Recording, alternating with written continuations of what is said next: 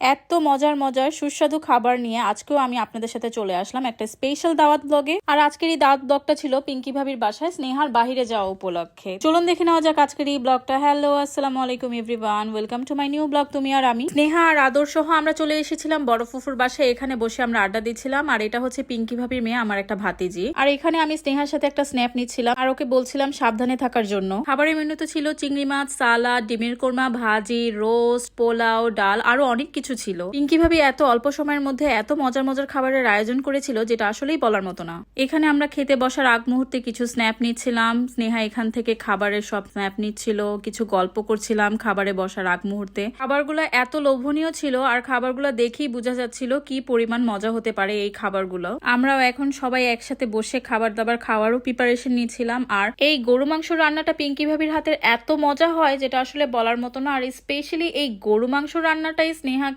আর roast রান্নাটা স্নেহাকে খাওয়ানোর জন্যই পিঙ্কি ভাবির এই দাওয়াতের অ্যারেঞ্জমেন্টটা করা। এখানে আমরা সবাই খেতে বসেছিলাম। পিঙ্কি ভাবি আমাদের সবাইকে খাবার বেড়ে দিচ্ছিল আর পিঙ্কি ভাবির সাথে সেলিম ভাইও আমাদের সবাইকে খাবার সার্ভ করছিল। আর আমার বড় ভাসুর আমাদের সাথে বসেছিল খাবার খাওয়ার জন্য। আমরাও এখান থেকে নিয়ে নিয়ে সবগুলো খাবারই ট্রাই করছিলাম একে একে করে। আমি প্রথমে আমার প্লেটে নিয়েছিলাম পোলাওয়ের সাথে রোস্ট আর ভেজিটেবল। রোস্টটা তো দেখতে খুবই লোভনীয় হয়েছিল আর ভেজিটেবলটা খুবই মজা হয়েছে। ভেজিটেবল আমার খুবই পছন্দ। সালাডটা দিয়ে বেসিক্যালি আমি ভেজিটেবলটাকে টেস্ট করছিলাম। ভেজিটেবলটা এত মজা হয়েছে।